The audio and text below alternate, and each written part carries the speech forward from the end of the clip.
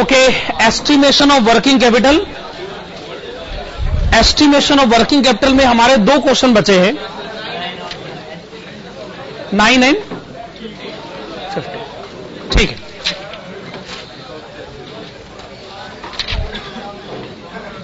Okay.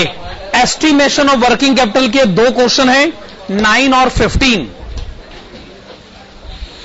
तो आप सबसे पहले आइएगा पेज नंबर 152 पर और देखिएगा question number 15।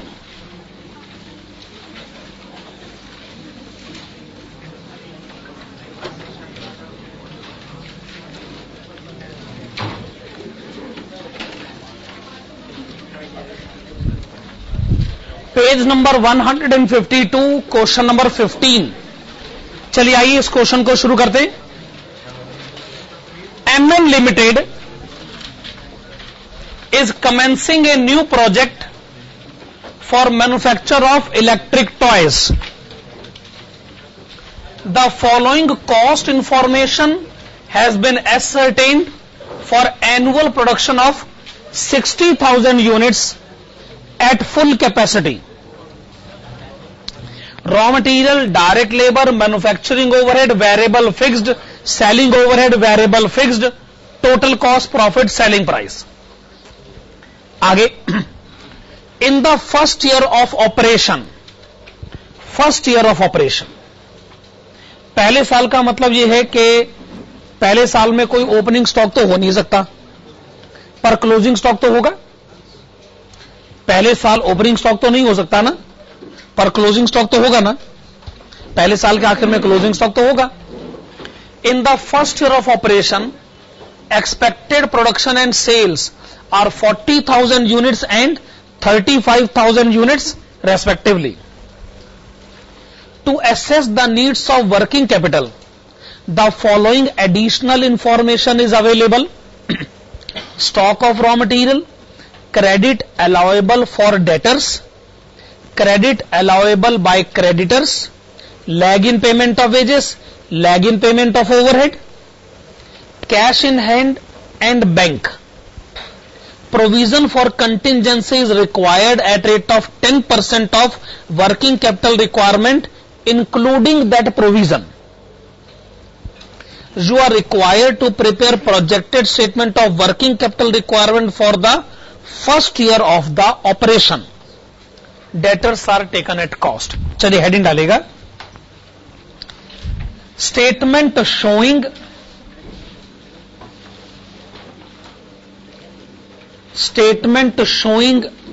Working capital requirement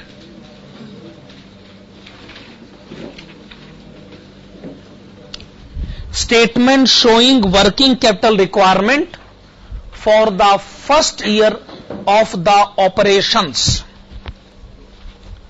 For the first year of the operations.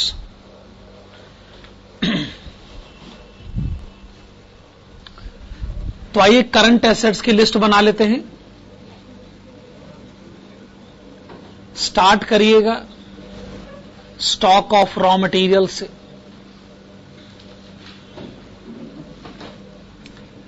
Work in progress मेरे ख्याल से क्वेश्चन में गिवन नहीं है,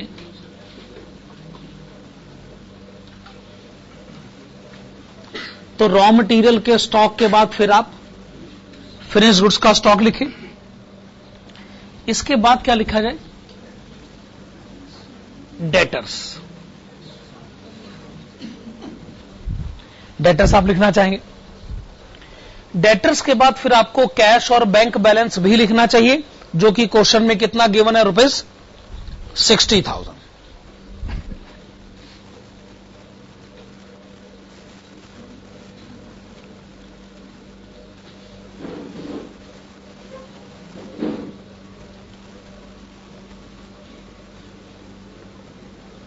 कोई और करंट एसेट है?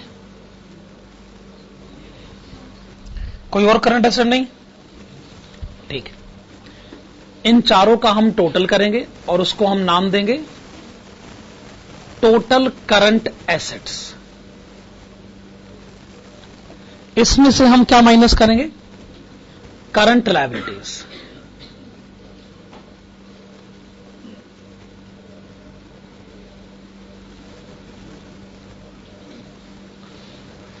करंट लायबिलिटीज की लिस्ट में स्टार्ट हम करेंगे क्रेडिटर्स से। क्रेडिटर्स के बाद क्या लिखेंगे? Outstanding wages. और हम क्या लिखेंगे? Outstanding factory overheads. और हम क्या लिखेंगे? Outstanding selling overheads.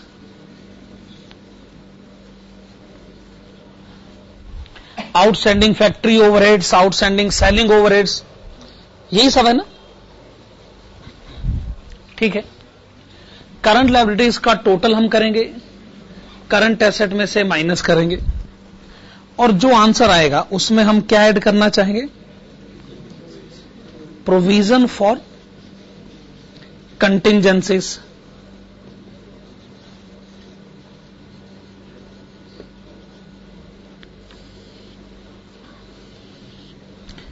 तो ये आप क्या पता कर लेंगे? Working capital.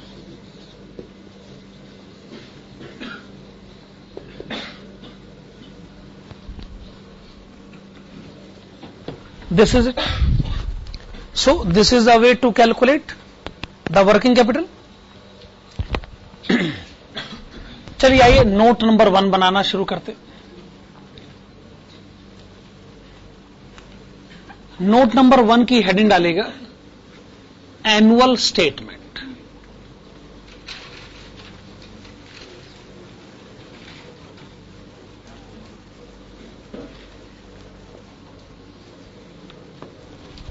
Note number 1 heading डालेगा एनुअल स्टेटमेंट, और इसकी शुरुआत कहां से करी जाए?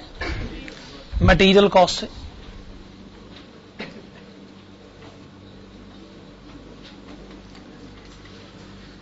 अब ये बताइए कि आपने कितनी यूनिट्स प्रोड्यूस करी हैं पहले साल में? 40,000। हालांकि कैपेसिटी 60,000 यूनिट बनाने की है, वो दूसरी बात।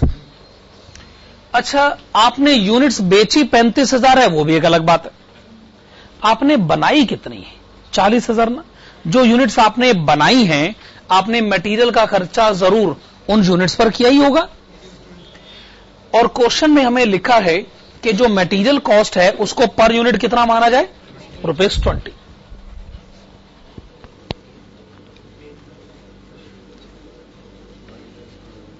तो कितना मटेरियल कॉस्ट हो गया?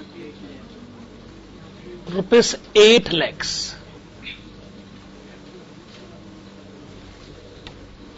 ठीक है। दूसरी कॉस्ट कौन सी लिखी जाए? Labour cost. Per unit labour cost बताएंगे? पर यूनिट लेबर कॉस्ट हमें बताया गया ₹15। कितना हो गया? 6 लाख। 6 लाख। अब क्या ऐड करें?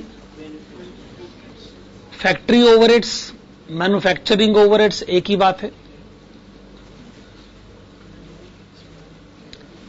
आप फैक्ट्री ओवरहेड्स की लिस्ट में पहले मुझे वेरिएबल बताइए।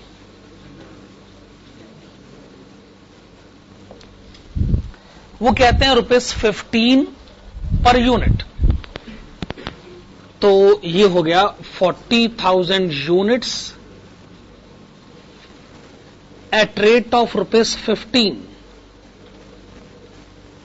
यही हो गया 6 लाख रुपए। 6 लाख हो गया। फिर आप मुझे फिक्स्ड भी बताएंगे। ओके, फिक्स हमको 10 रुपए पर यूनिट बताया जरूर गया, पर वो किस लेवल पर बताया गया? अगर यूनिट 60,000 हो तो आप कुछ ऐसे कहेंगे 60,000 units at the rate of ₹10। भाई अब अगर आपने यूनिट कम बनाई है तो इसमें हम क्या कर सकते हैं? फिक्स कॉस्ट तो जितना है उतना ही रहेगा, यूनिट्स कम बनाओ ज्यादा बनाओ वो तो बेकार की बात है। 6 लाख रुपए। खैर फैक्ट्री ओवरहेड्स का टोटल 12 लाख रुपए, टोटल 26 लाख रुपए। 26 लाख के आगे क्या लिखा जाए? Factory cost. क्या इस क्वेश्चन में डेप्रीसिएशन का कहीं कोई नाम है? तो फिर सीधा फैक्ट्री कॉस्ट लिख देते हैं, वरना हम कैश फैक्ट्री कॉस्ट भी लिख सकते थे। अब आप इसमें ऐड करिएगा सेलिंग ओवरहेड्स।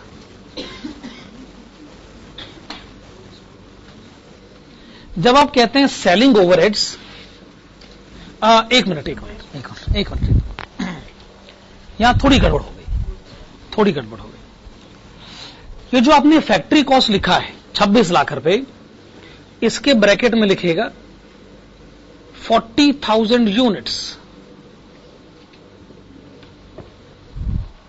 एक्चुअली क्या है कि आपने 40,000 यूनिट प्रोड्यूस करी, आपने 40,000 यूनिट बेची नहीं है, आपने यूनिट बेची है 35,000। अब आप कॉस्ट शीट बनाने का प्रोसीजर जानते ही हो। Closing stock of finish goods minus तो करना ही पड़ेगा ना।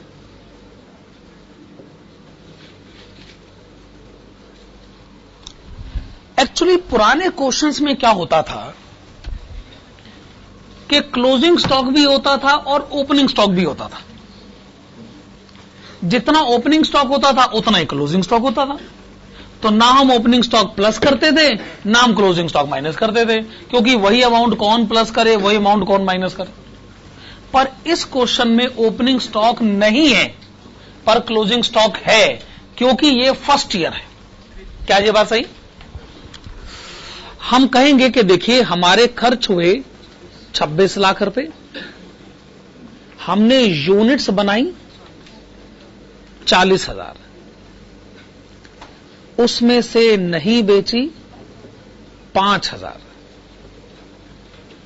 तो जो 5,000 यूनिट्स नहीं बेची उनकी कीमत कितनी हुई?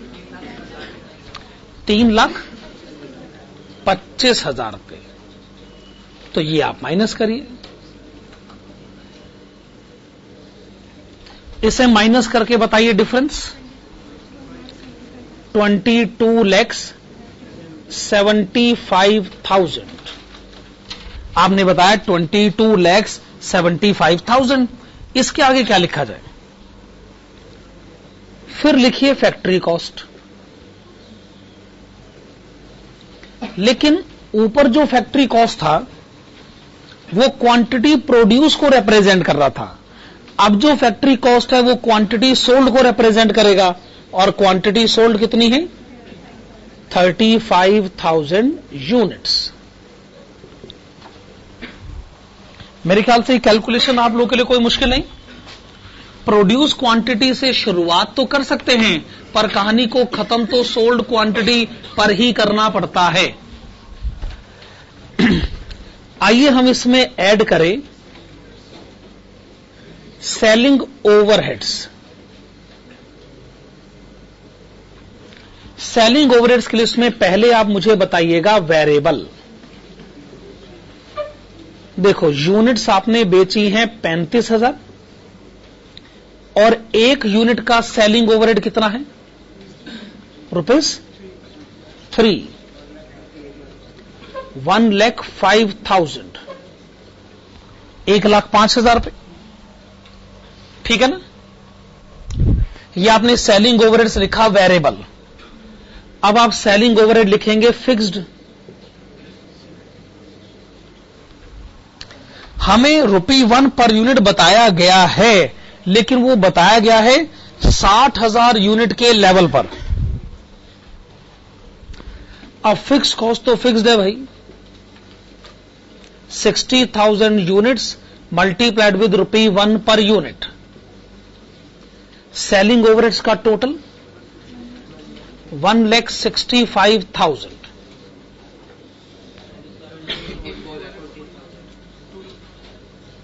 कॉस्ट ऑफ सेल्स कितना लिखा है? 24,40,000। प्रॉफिट तो खैर बैलेंसिंग फिगर आएगा। सेल्स हमने यूनिट्स बेची हैं 35,000, एक यूनिट का सेलिंग प्राइस 80 रुपए। टोटल सेल बताएं 28 lakh. Profit 3,60,000।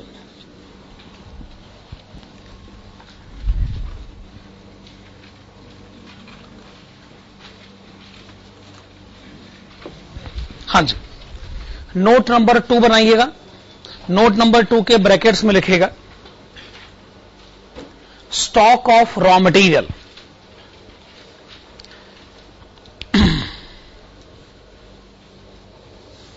Note number 2 stock of raw material.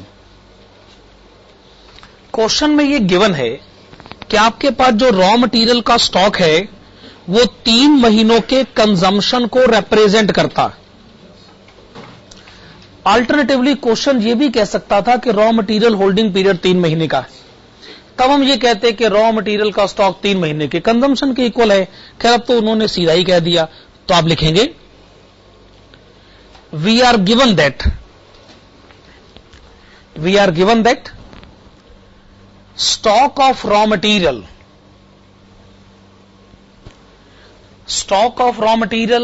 is equal to 3 months consumption of raw material. Stock of raw material is equal to 3 months consumption of raw material, that is अब annual consumption जो है वो तो 8 लाख रुपए। अगर annual consumption 8 lakh रुपए है तो 3 महीने की कंजम्पशन कितनी हुई? 2 लाख।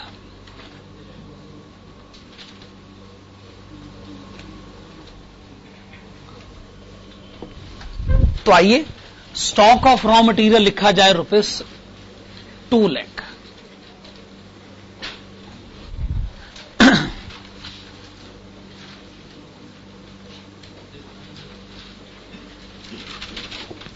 नोट नंबर 3 लिखेगा। नोट नंबर 3 के ब्रैकेट्स में लिखेगा creditors. Note number 3 creditors. Question पढ़िए, क्रेडिटर्स पेमेंट पीरियड बताइए कितना? 4 मंथ्स।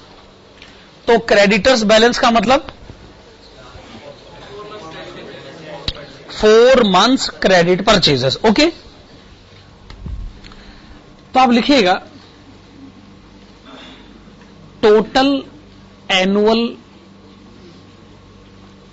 क्रेडिट परचेजेस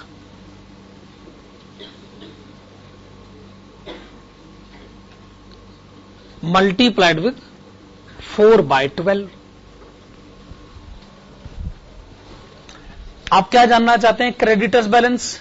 और आपका ओपिनियन है कि क्रेडिटर्स बैलेंस 4 महीनों की परचेज के इक्वल है। अगर किसी तरीके से आपको एनुअल परचेज पता चल जाए तो आप उसे 4 महीनों की परचेज में कन्वर्ट कर देंगे। सही बात है ना? तो ये फार्मूला मैंने ठीक लिखा है।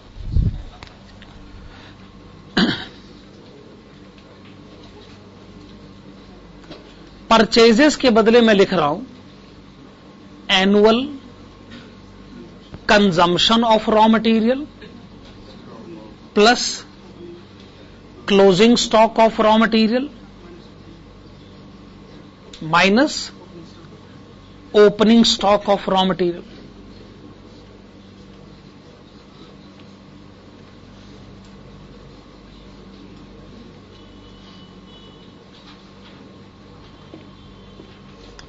Multiplied with 4/12।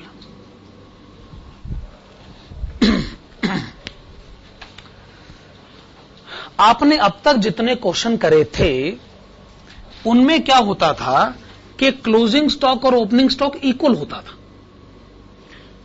लेकिन ये तो क्वेश्चन कहता है फर्स्ट ईयर है, तो फर्स्ट ईयर में क्लोजिंग स्टॉक तो होगा लेकिन ओपनिंग स्टॉक तो नहीं होगा ना। तो जब ऐसा है तो मैं परचेजेज और कंजम्पशन को इक्वल कैसे मान सकता हूं? फर्स्ट ईयर में मेरे पास ये फैसिलिटी अवेलेबल नहीं है, ये काम मैं नहीं कर सकता, तो मुझे ऐसे कैलकुलेट करना पड़ेगा।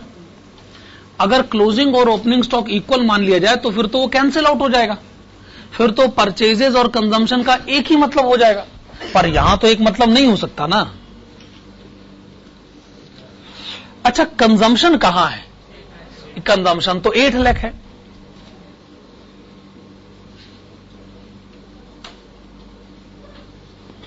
क्लोजिंग स्टॉक कहां है? क्लोजिंग स्टॉक ये आपने नोट नंबर 2 में कैलकुलेट किया तो है कि आपके पास रॉ मटेरियल का स्टॉक 2 लाख रुपए का है और ओपनिंग स्टॉक 0 है ही नहीं। आपने मटेरियल कंज्यूम किया 8 लाख, क्लोजिंग स्टॉक 2 लाख। अच्छा बताओ खरीदा कितना? 10 लाख। उसमें से 8 लाख खर्च कर लिया, 2 लाख पड़ा हुआ है। तो इसका मतलब आपने पहले साल सामान ज्यादा खरीदा। पहले साल ज्यादा खरीदना ही पड़ता है क्योंकि पहले साल क्लोजिंग स्टॉक जो मेंटेन करना है। तो पहले साल की परचेज 10 लाख, पर हम तो 4 महीने की परचेज आपसे जानना चाहते। 3,33,333। क्या ये बात सही?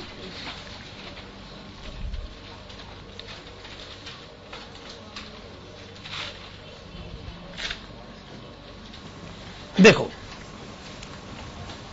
एक स्टूडेंट ये कहता है कि ना मेरी जेब में ना 3,000 रुपए हमेशा पड़े रहते,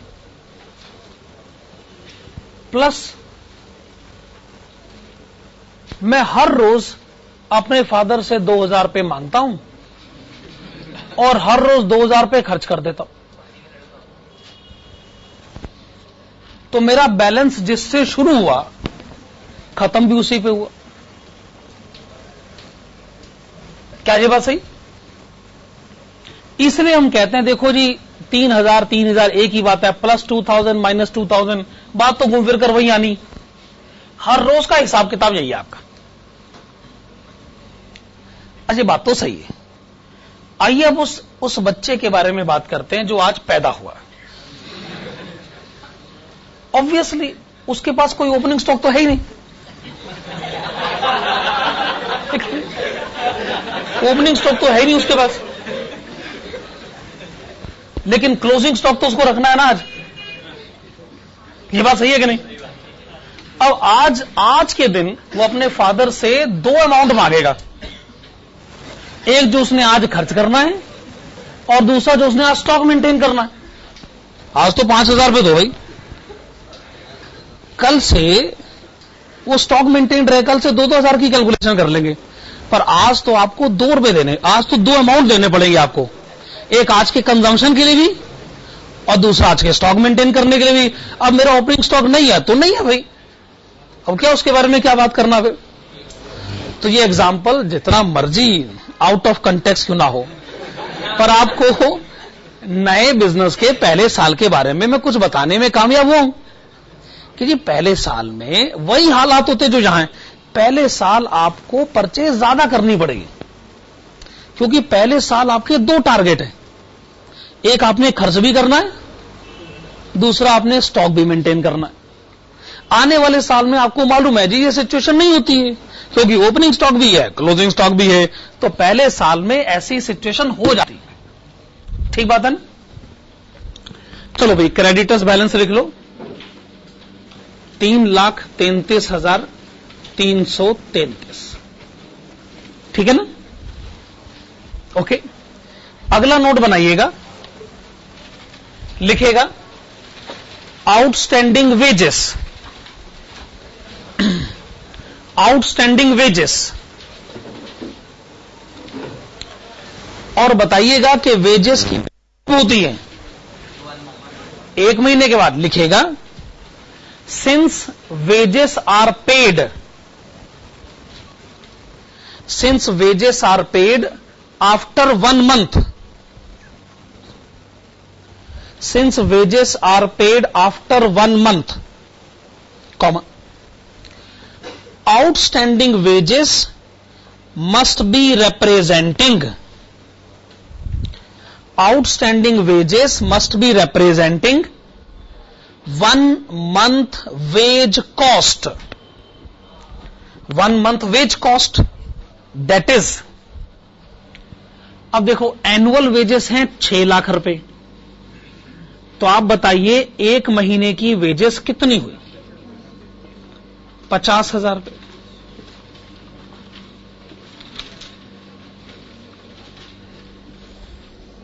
तो आप आउटस्टैंडिंग वेजेस रिकॉर्ड करिएगा 50,000 रुपए, ठीक है ना। अगला नोट, हेडिंग है outstanding factory overheads, outstanding factory overheads. लिखेगा since factory overheads are paid after half month, since factory overheads are paid after half month, comma, outstanding factory overheads, outstanding factory overheads must be representing, outstanding factory overheads must be representing half month overheads, half month overheads, that is, अब annual factory overheads आप annual statement में देखें 12 लाख रुपए, ये है annual factory overhead. मुझे annual factory overhead नहीं, आधे महीने के फैक्ट्री ओवरहेड चाहिए, तो आप 0.5 से मल्टीप्लाई करें, 12 से डिवाइड करें, ₹50,000।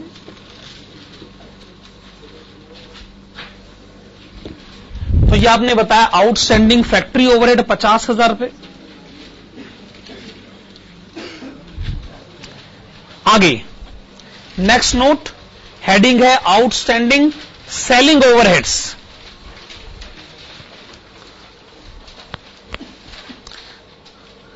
आउटस्टैंडिंग सेलिंग ओवरहेड्स, और आप लिखेंगे since selling overheads are paid, since selling overheads are paid after half month, since selling overheads are paid after half month, comma, outstanding selling overheads, outstanding selling overheads must be representing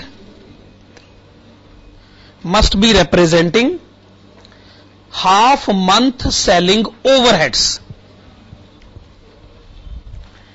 that is, अब annual selling overheads हैं 1,65,000, आप पता करिए आधे महीने के selling overhead. दोबारा बोलिए, 6875, आपने बताया 6875।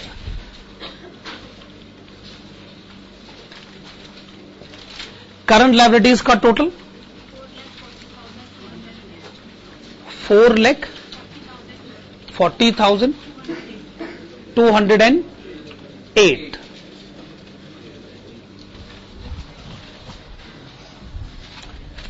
चलिए नेक्स्ट नोट बनाइएगा और उसकी हेडिंग डालिएगा डेटर्स। नेक्स्ट नोट बनाइए, हेडिंग डालिए debtors.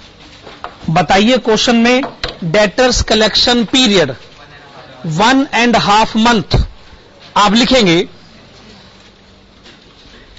Since debtors collection period is 1.5 months,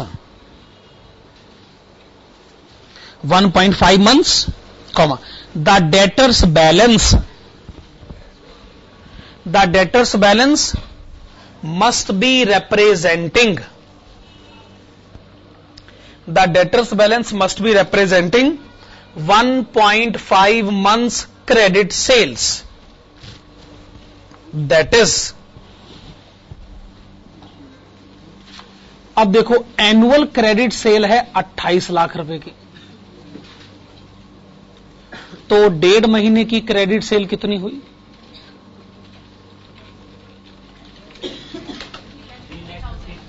3,50,000। पर ये तो आपने डेटर्स बैलेंस बता दिया, ये बैलेंस शीट में तो लिखा जा सकता है, पर यहां तो नहीं लिखा जा सकता। तो अब लिखेगा हाउएवर, लेकिन however the investment in the debtors, however the investment in the debtors must be representing, the investment in the debtors must be representing 1.5 months cost of sales, 1.5 months cost of sales, that is 24,40,000 multiplied with 1.5 divided by 12, 3,05,000।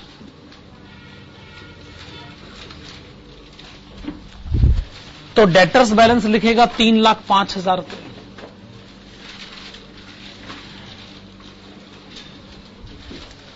जहां तक stock of finish goods का सवाल है, उसका note बनाने की कोई जरूरत ही नहीं है, वो तो आप ऑलरेडी कैलकुलेट कर चुके हैं। ये तो रहा स्टॉक ऑफ फिनिश गुड्स, वो तो बस आप यहां से उठा लीजिए 3,25,000 रुपए।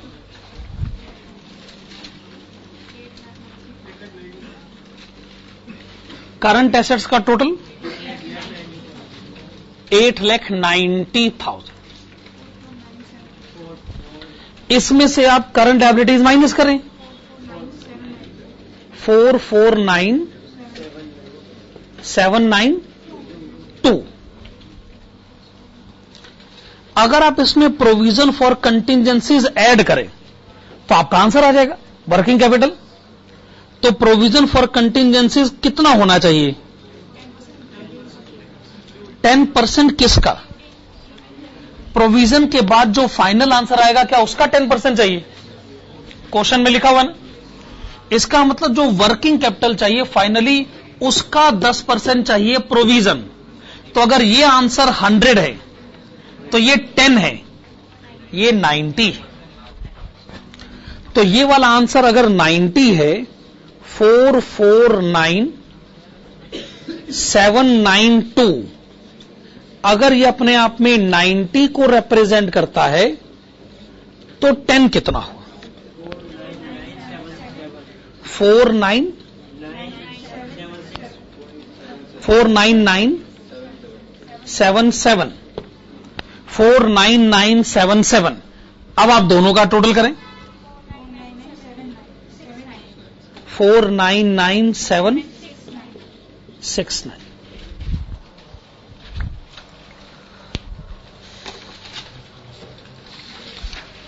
तो अब इस चैप्टर के लास्ट क्वेश्चन की तरफ बढ़ा जाए। हां जी, चैप्टर का नाम है estimation of working capital. Last question, question number 9।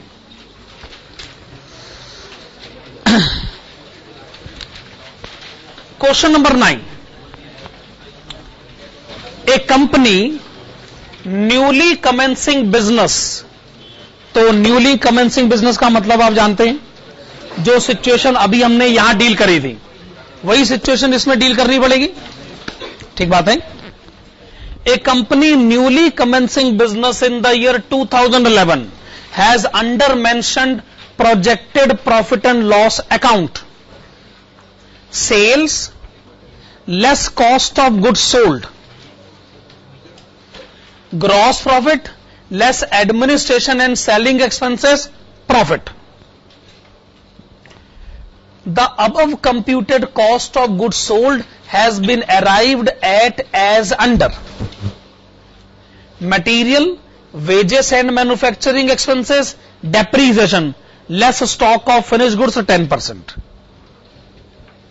The figures given above relates only to finished goods and not to work in progress. Goods equal to 15% of the year's production in terms of physical units will be in process on the average requiring full material but only 40% of other expenses. The company believes in keeping material equal to 2 months consumption in stock. All expenses will be paid 1 month in arrear. Supplier of material will extend 1.5 month credit. Sales will be 20% for cash and rest at 2 months credit. The company wishes to keep rupees 80,000 in cash. Prepare an estimate of requirement of working capital number 1 on total basis and number 2 on cash cost basis. Cash cost basis का मतलब तो आप जानते हैं कि depreciation और profit को exclude किया जाए. टोटल बेसिस का मतलब क्या होता है? इंक्लूड किया जाए. तो क्वेश्चन कहता है कि आप आंसर को 2 बार दीजिए. पहला आंसर किस बेसिस पर होना चाहिए? डेप्रीसिएशन और प्रॉफिट को इंक्लूड करके, और दूसरा आंसर एक्सक्लूड करके. हेडिंग डालेगा number 1, statement showing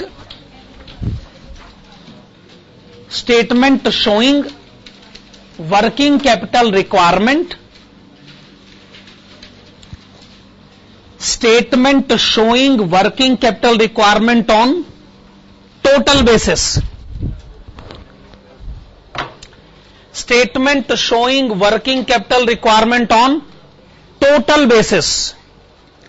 Total basis के ब्रैकेट में लिखेगा including depreciation and profit. आपने लिखा इंक्लूडिंग डेप्रीसिएशन एंड प्रॉफिट. तो आइए पहले करंट एसेट्स की लिस्ट बना लेते हैं. करंट एसेट्स में सबसे पहले क्या लिखा जाए? Stock of raw material. Number 2 क्या लिखा जाए? Stock of WIP. नंबर 3 क्या लिखा जाए? Stock of finished goods. Number 4 क्या लिखा जाए? डेटर्स. कैश की सिचुएशन है ना?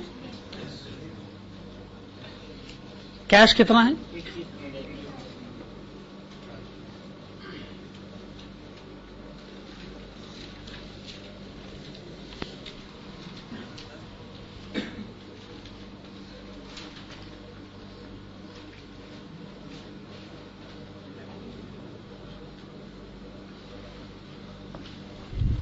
तो एक बार हमें टोटल करंट एसेट्स पता चल जाए तो इसमें से फिर हम लोग करंट लायबिलिटीज माइनस करना चाहेंगे. करंट लायबिलिटीज की लिस्ट में सबसे पहले किसका नाम लिया जाए? क्रेडिटर्स.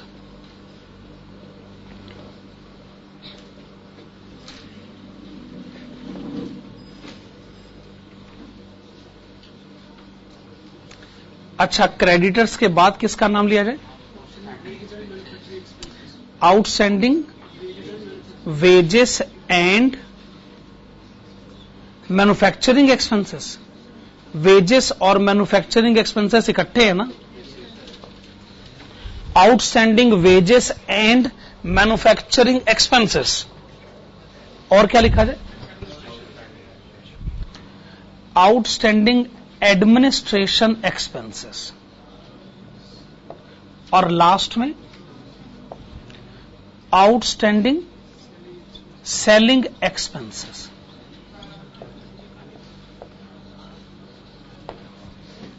बस।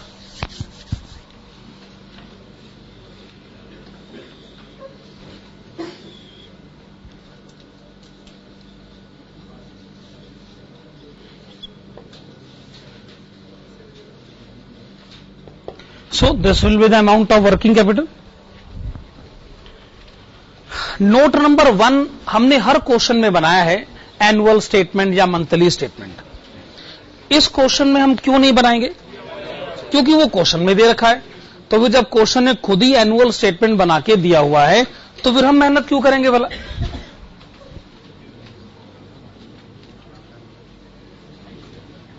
चलिए नोट नंबर 1 बनाइएगा और हेडिंग डालिएगा stock of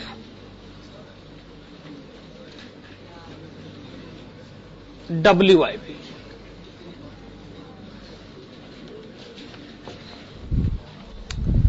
stock of WIP।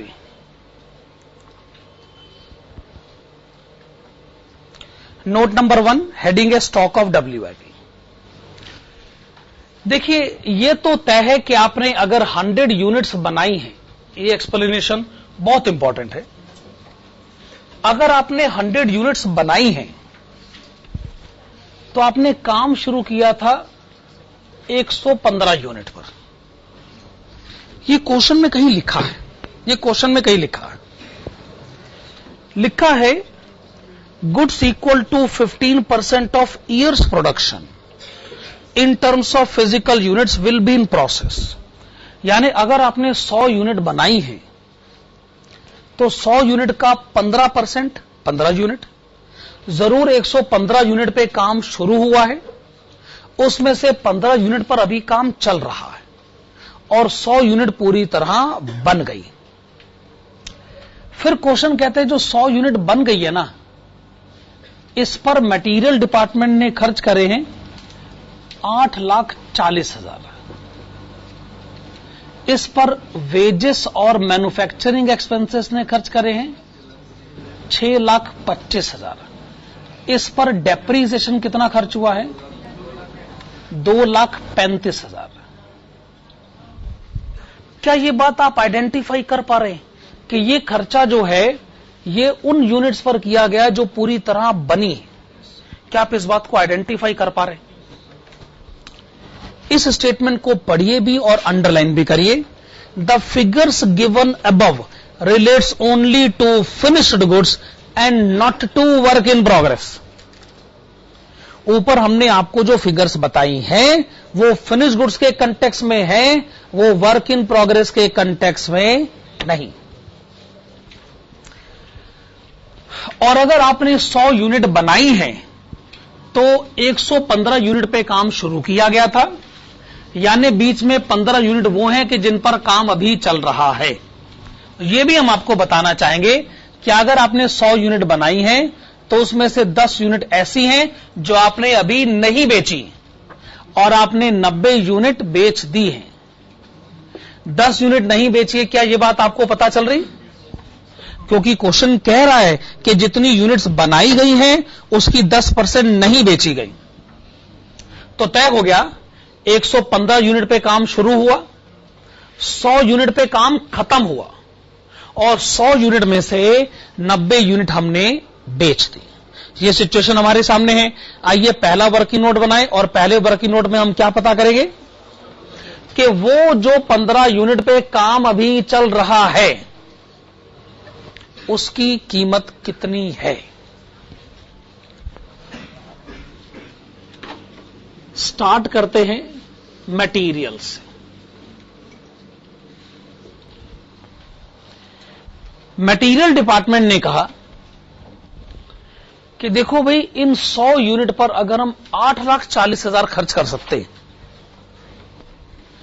अगर हम 100 यूनिट पर 8,40,000 खर्च कर सकते हैं तो सोचिए 15 यूनिट पर हमने कितने रुपए खर्च करे होंगे। ठीक है, wages and manufacturing expenses,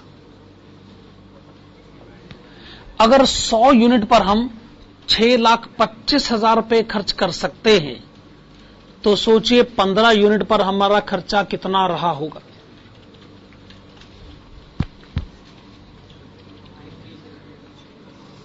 depreciation, अगर 100 यूनिट का डेप्रीसिएशन 2,35,000 है तो 15 यूनिट का डेप्रीसिएशन कितना रहा होगा। आप डेप्रीसिएशन के बारे में क्यों बात कर रहे हैं? क्योंकि अभी क्वेश्चन के फर्स्ट पॉइंट का आंसर दिया जा रहा है ना। फर्स्ट पॉइंट के आंसर में डेप्रीसिएशन और प्रॉफिट पर बात करनी पड़ेगी, सेकंड पॉइंट में देखेंगे तब हम बात नहीं करेंगे। क्या ये बात सही? मटेरियल डिपार्टमेंट ने कहा कि देखिए मेरी कही गई बात को ना आप मान लीजिए और पूरा ही मान लो, मेरी कही गई बात को पूरा मान लो, मैं ठीक ही कह रहा हूं, लेकिन बाकी डिपार्टमेंट क्या कहते हैं कि हमारी बात को ना पूरा मत मानो, 40% मानो। अच्छा, मटेरियल का कितना अमाउंट लिखा जाए? 1,26,000। वेजेस का कितना लिखा जाए? 37,500। और डेप्रीसिएशन 14,100। टोटल 1,77,600, 1,77,600। अब ठीक है एकदम। ये हमने स्टॉक ऑफ रॉ मटेरियल एक ढंग से कैलकुलेट किया। अगर 100 यूनिट बनाने में इतने रुपए खर्च होते हैं तो 15 यूनिट बनाने का खर्चा कितना है, अकॉर्डिंगली या 100% लिया गया या 40% लिया गया। चलो भी स्टॉक ऑफ WIP रिकॉर्ड करो। 1,77,600 रुपए।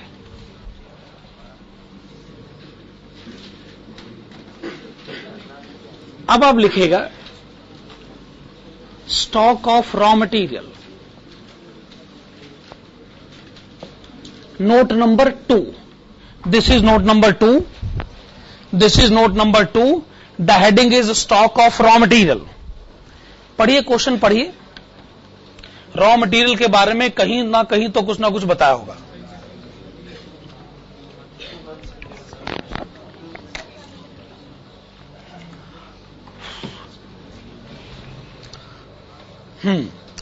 इसका मतलब आपके पास जो रॉ मटेरियल का स्टॉक पड़ा है ना, वो 2 महीनों के कंजम्पशन के इक्वल है।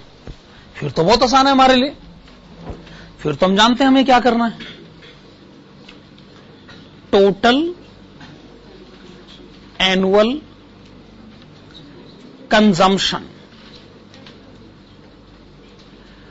किसी तरीके से एनुअल कंजम्पशन पता कर लीजिए और उसे 2/12 से मल्टीप्लाई कर दीजिएगा, बस हो गया आंसर। तो फटाफट बताओ कि मटेरियल डिपार्टमेंट का कंजम्पशन कितना है। बताओ मटेरियल डिपार्टमेंट का कंजम्पशन कितना?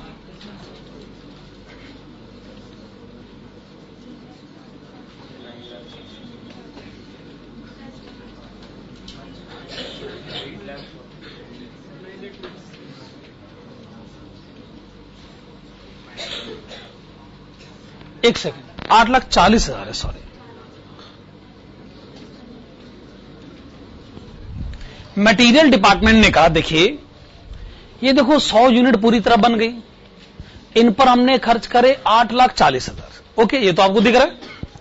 और ये जो 15 यूनिट पे काम चल रहा है, हमने इन पर कितने रुपए खर्च करे? 1,26,000। तो 8,40,000 भी हमारे खर्च हुए, 1,26,000 भी हमारे खर्च हुए, तो हमारा खर्चा है 9,66,000। ये हमारा एनुअल कंजम्पशन है टोटल। तो आप पता कर लीजिए 2 महीने का कितना हुआ।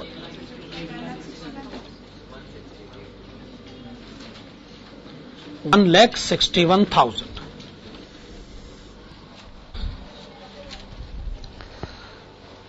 देखो भाई, टोटल कंजम्पशन पता करें, 2 महीनों में कन्वर्ट करें, बस सीधी सी तो बात है। कोई बहुत ज्यादा मुश्किल बात तो मैं कह भी नहीं रहा हूं। एक्चुअली क्वेश्चन कॉम्प्लिकेटेड क्यों हो गया? क्योंकि ये इंफॉर्मेशन जो है ना, वो ये कहता है जी ये इंफॉर्मेशन क्वांटिटी प्रोड्यूस की है। वर्क इन प्रोग्रेस की इंफॉर्मेशन इसमें शामिल नहीं है, सारी प्रॉब्लम यहां से आ रही है। खैर चलिए, आपने स्टॉक ऑफ रॉ मटेरियल पता किया 1,61,000, ठीक है ना। अब आप एक काम करिए, लिखिएगा क्रेडिटर्स।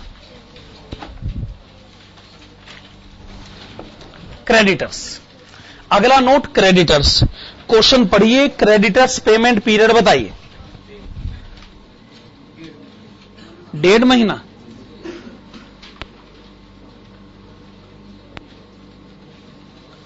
तो हमारे लिए फार्मूला कौन सा लगना चाहिए अब? Total annual credit purchases multiplied with 1.5 divided by 12।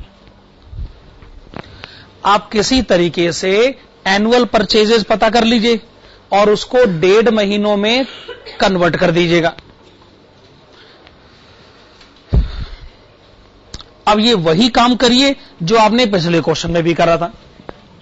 Purchases कैसे पता करी जाए?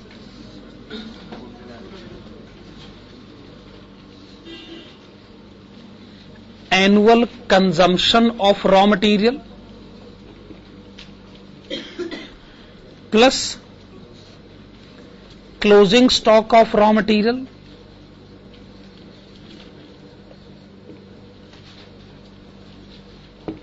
Minus opening stock of raw material.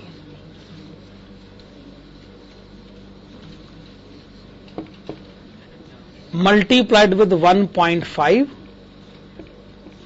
Divided by 12। ठीक है, बस ये कैलकुलेशन करनी है आपको। तो एनुअल कंजम्पशन कहां से लिखा जाए? एनुअल कंजम्पशन तो आप जहां से भी करिए, ये रहा एनुअल कंजम्पशन 9,66,000।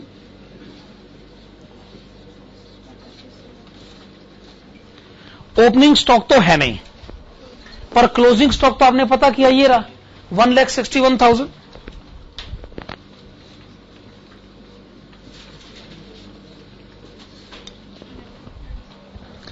इससे आपको टोटल परचेजेस पता चलेंगी।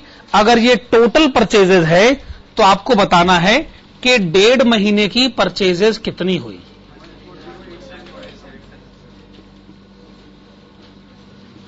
$140,875 आपने बताया 140,875। यह आपने क्रेडिटर्स बैलेंस पता किया जो 1.5 महीने की परचेज को रिप्रेजेंट कर रहा था। तो आप क्रेडिटर्स बैलेंस लिखिएगा 140,875। आपने लिखा creditors balance 140,875।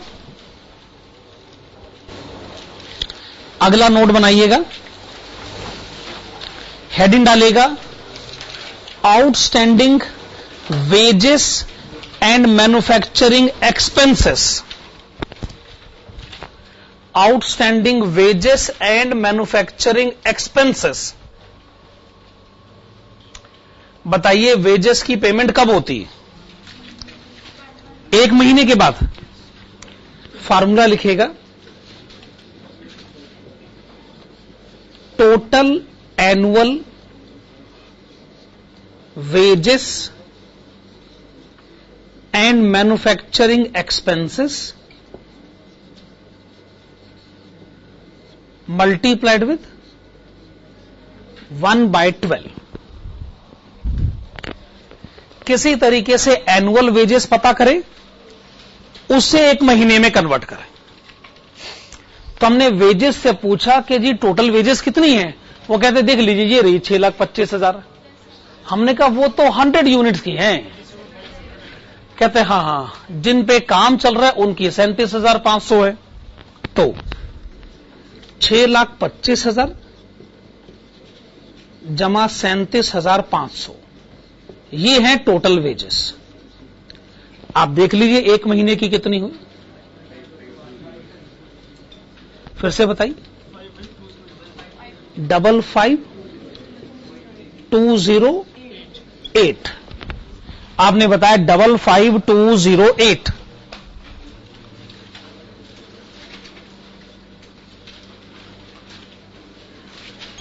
Double 5208।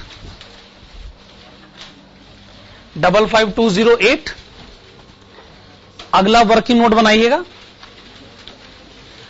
Outstanding administration expenses.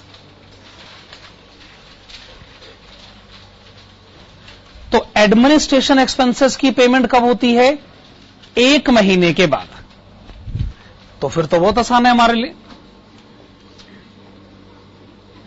Annual administration expenses multiplied with 1/12। Annual administration expenses question में गिवन है 1,40,000।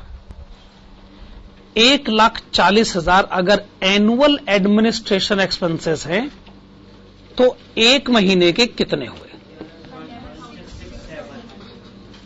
11,667। 11,667।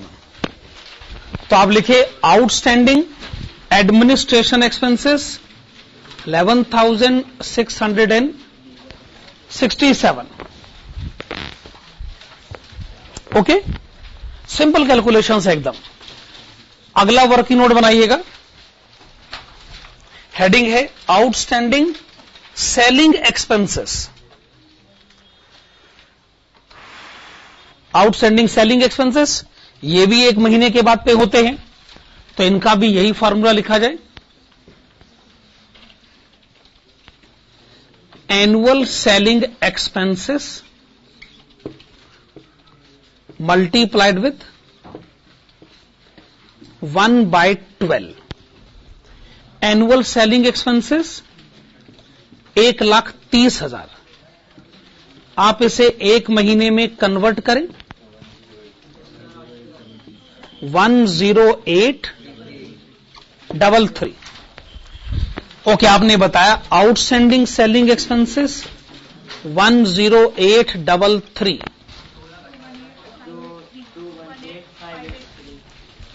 दोबारा बोली, 218,583।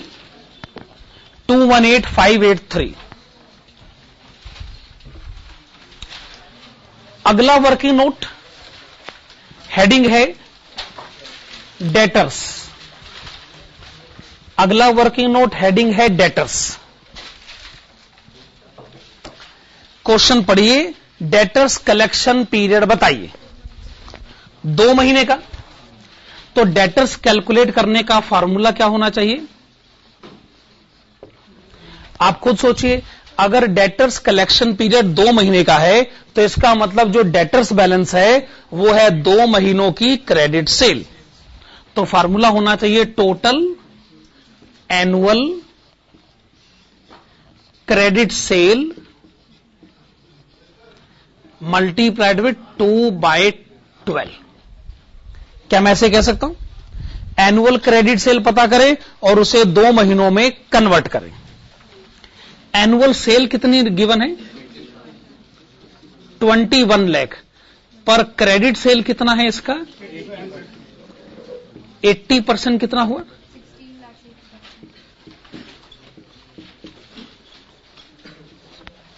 16,80,000 है एनुअल क्रेडिट सेल। पर हम जानना चाहते हैं 2 महीनों की क्रेडिट सेल, 2,80,000। आपने बताया 2,80,000। डेटर्स बैलेंस लिखिएगा 2,80,000।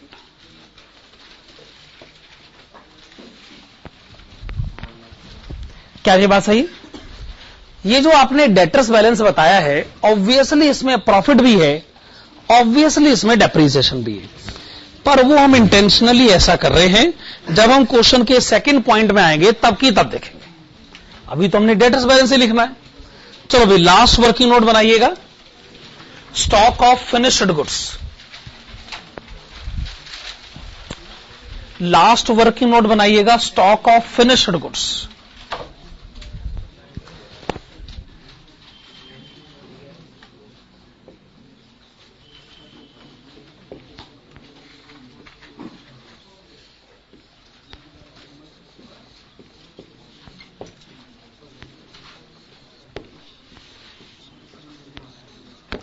हां जी, अगर आपने 100 यूनिट बनाई है तो उसमें से 10 यूनिट आपने नहीं बेची। 100 यूनिट बनाने का अगर मटेरियल का खर्चा 8,40,000 था तो 10 यूनिट बनाने का मटेरियल का खर्चा कितना रहा होगा? 84,000। उसी तरीके से अगर 100 यूनिट बनाने का वेजेस का खर्चा 6,25,000 था तो 10 यूनिट बनाने का वेजेस का खर्चा कितना रहा होगा? 62,500 रुपए। 100 यूनिट बनाने का डेप्रीजिएशन अगर 2,35,000 था तो 10 यूनिट बनाने का डेप्रीजिएशन 23,500 रुपए।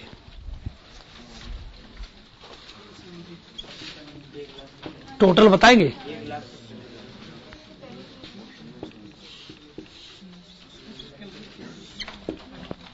हां जी, ये कैलकुलेशन तो फालतू में ही करी। आप लोग मुझे पहले बताते तो मैं वर्किंग नोट भी ना बनाता, अब तो लिख भी दिया, क्या कर सकते हैं।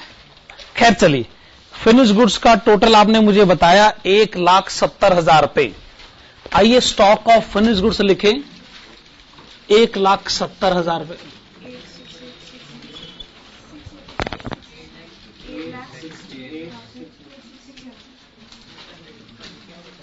करंट एसेट्स का टोटल 868,600, उसमें से करंट लायबिलिटीज माइनस कर दें।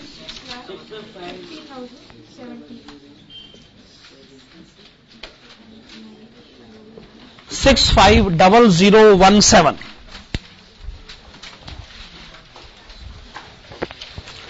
ये आपने बताया working capital total base.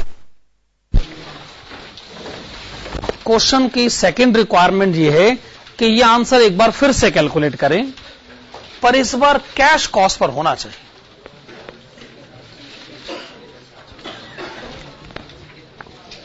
Obviously वो आप अपने आप कर लेंगे, तो आइए फिर कर लेते हैं। हेडिंग डालेगा, जब कॉन्फिडेंस है तो करके देख लेते हैं। तो हेडिंग डालेगा statement showing working capital requirement, statement showing working capital requirement on cash cost basis. Statement showing working capital requirement on cash cost basis. Okay, तो आइए इसका आंसर शुरू करते हैं।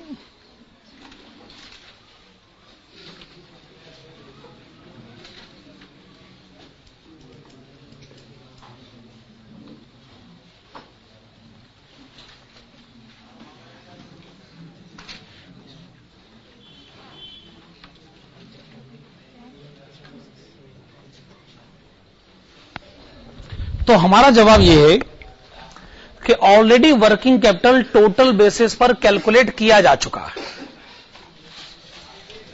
जब इतनी मेहनत करी है तो फिर उसी मेहनत को इस्तेमाल करते।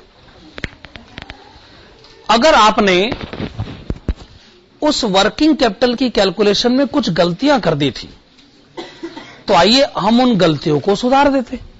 इससे हमारा आंसर कैश कॉस्ट बेसिस में अपने आप ही कन्वर्ट हो जाएगा। Minus depreciation included in stock of WIP। पहली गलती WIP के स्टॉक में हुई। नोट नंबर 1 में उसको देखा जा सकता है कि जब हम नोट नंबर 1 में WIP का स्टॉक कैलकुलेट कर रहे थे तो उसमें 14,100 का डेप्रीसिएशन इंक्लूडेड था। ऑब्वियसली कैश कॉस्ट बेसिस का मतलब ही यही है कि वो 14,100 का डेप्रीसिएशन इंक्लूडेड नहीं होना चाहिए था। अगर यही आपकी सोच है तो फिर आप माइनस कर दीजिए, सिचुएशन ठीक हो जाएगी। तो ये आपने पहली गलती सुधार दी। WIP के स्टॉक में जो डेप्रिसिएशन इंक्लूडेड था आपने उसे माइनस करने की बात कह दी। ओके, माइनस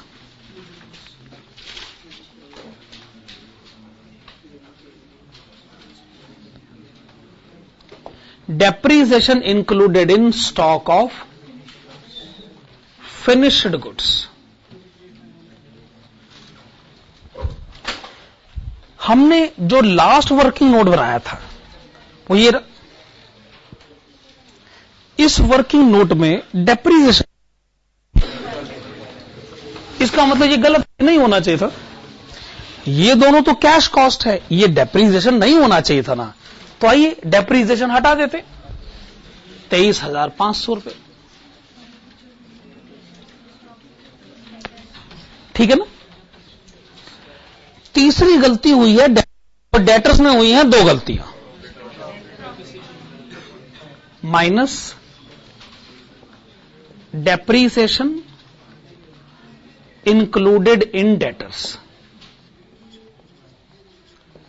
पहले डेप्रिसिएशन है उसकी एडजस्टमेंट कर लेते हैं, बाद प्रॉफिट की एडजस्टमेंट भी कर लें।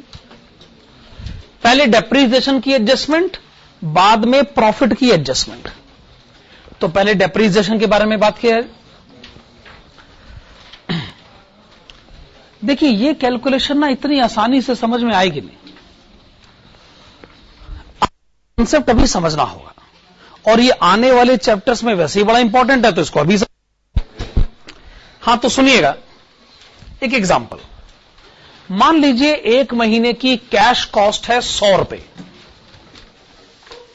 एक की कैश कॉस्ट है 100 रुपए, एक महीने का डेप्रिसिएशन 10 रुपए, तो एक महीने की टोटल कॉस्ट 100,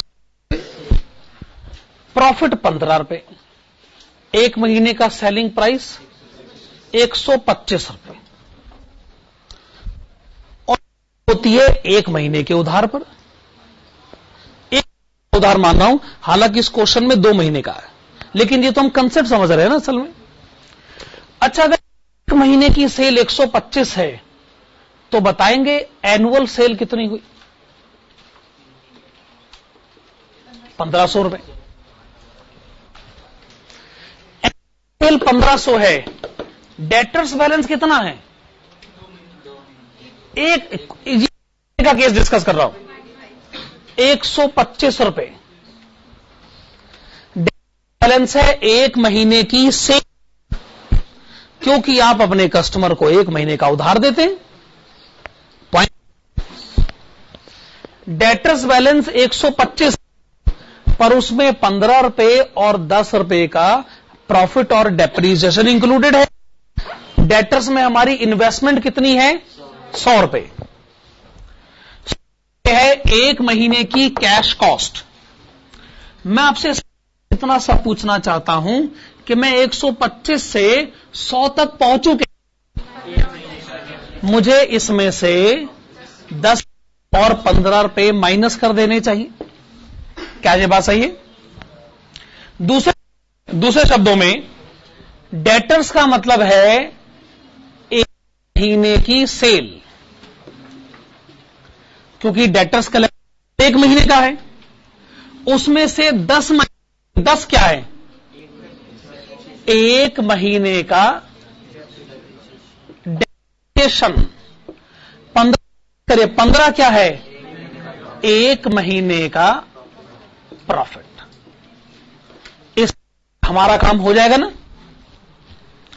तो आपको 125 मालूम है और आपको 100 रुपए तक पहुंच, तो आपको 10 और 15 माइनस करना है। 10 एक महीने का डेप्रिसिएशन और 15 है एक महीने का प्रॉफिट। इस बात रखिएगा, है कि नहीं? अब हमने यही कैलकुलेशन इस क्वेश्चन में कर, क्वेश्चन में लिखा है टोटल डेप्रिसिएशन है 2,35,000 रुपए। क्या ये कहीं लिखा? टोटल डेप्रिसिएशन 2,20,000 है। आपसे कोई टोटल डेप्रिसिएशन नहीं पूछ रहा, हम आपसे पूछ रहे हैं उसमें डेप्रिसिएशन कितना है। चूंकि डेटर्स को क्रेडिट दिया जाता है 2 महीने, तो डेटर्स में डेप्रीजिएशन 2 महीने का डेप्रीजिएशन, ठीक है ना। पर अभी 2 महीने तक तो देंगे, पहले कैलकुलेशन तो ठीक कर ले हम अपनी। 2,35,000 टोटल डेप्रीजिएशन तो क्वांटिटी का डेप्रीजिएशन है, ओल्ड क्वांटिटी का डेप्रीजिएशन तो पता कर लीजिए। तो मैंने कहा था ये ज्यादा देर चलने वाली है।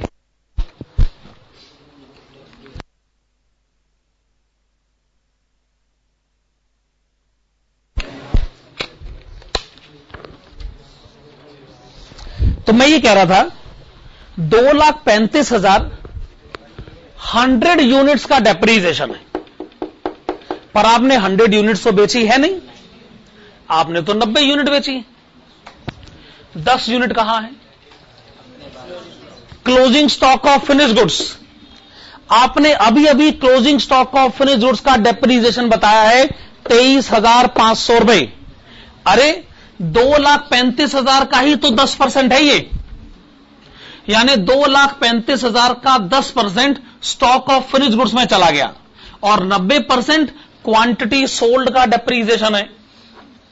अगर ये क्वांटिटी सोल्ड का डेप्रीजिएशन है तो मैं जानना चाहता हूं जो क्वांटिटी मैंने उधार पर बेची है उसका डेप्रीजिएशन कितना है? 80%। पहले मैं प्रोड्यूस क्वांटिटी के डेप्रीजिएशन की तरफ गया, फिर सोल्ड क्वांटिटी का डेप्रीजिएशन, फिर क्रेडिट सोल्ड क्वांटिटी का डेप्रीजिएशन, पर जो भी है तो टोटल डेप्रीजिएशन मैं आपसे पूछ रहा हूं 2 महीनों का डेप्रीजिएशन।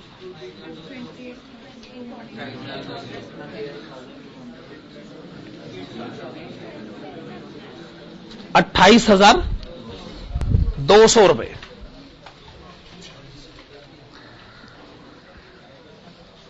देखिए, अगर महीने का डेप्रीजिएशन 10 रुपए है तो पूरे साल का डेप्रीजिएशन 120 रुपए है। पर कौन पूछ रहा है आपसे 1 साल का डेप्रीजिएशन? हम पूछ रहे हैं डेटर्स में डेप्रीजिएशन। जब डेटर्स बैलेंस खुद 2 महीने को रिप्रेजेंट कर रहा है तो उसमें इंक्लूडेड डेप्रीजिएशन भी तो 2 महीने का ही रहा होगा, इसलिए 2 महीने की कैलकुलेशन करनी जरूरी है और डेटर्स के कंटेक्स्ट में करनी जरूरी है। ध्यान रखिए, डेटर्स का लेना देना क्रेडिट सेल से, तो क्रेडिट सेल का डेप्रीजिएशन जानना जरूरी है। उसके लिए सेल का डेप्रीजिएशन जानना जरूरी है। पहले मैंने प्रोडक्शन का डेप्रीजिएशन लिखा, फिर मैंने सेल का डेप्रीजिएशन लिखा, फिर मैंने क्रेडिट सेल का डेप्रीजिएशन लिखा, फिर 2 महीने का डेप्रीजिएशन लिखा, है कि नहीं? मल्टीप्लिकेशन को समझने के लिए ना बड़ी इंटेलेक्चुअल पावर चाहिए होती है। क्यों मल्टीप्लिकेशन होता है, किस लिए होता है, न्यूमरेटर डिनोमिनेटर किस हिसाब से तय करे जाते हैं। अभी एक कैलकुलेशन और है, उसे भी समझिएगा। Minus profit included in debtors. हम आपसे ये नहीं पूछ रहे कि टोटल प्रॉफिट आप कितना कमाते हैं, हमने तो बस एक सवाल पूछा है, डेटर्स के अंदर प्रॉफिट कितना। जवाब है जी, जब डेटर्स बैलेंस खुद 2 महीने को रिप्रेजेंट करता है तो उसमें इंक्लूडेड प्रॉफिट भी 2 महीने को रिप्रेजेंट करता होगा। टोटल प्रॉफिट कितना लिखा है, उसका करिए 80%। 90% तो नहीं करोगे ना, क्योंकि जितना भी सामान बेचा गया है उस पे 3 लाख का प्रॉफिट कमाया गया है और 80% सामान उधार पर बेचा गया है। तो जितना सामान उधार पर बेचा गया है उस पे इतना प्रॉफिट कमाया गया है। पर टोटल प्रॉफिट मत बताइए, 2 महीने का प्रॉफिट बताइए। 40,000 डिफरेंस बताइए। 5 4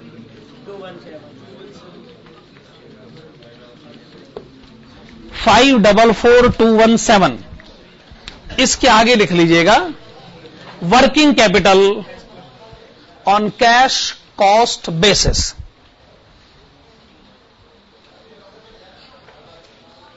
ठीक बात है ना?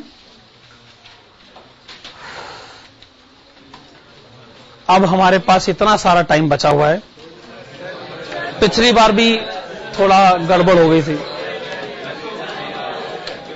यही चाहते हो ना कि और आधे घंटे क्लास अभी आगे बढ़ाई जाए, पर पिछली बार तो मुझे क्वेश्चन मिल गया था, शायद मैंने एक एक्स्ट्रा क्वेश्चन करवाया था ना।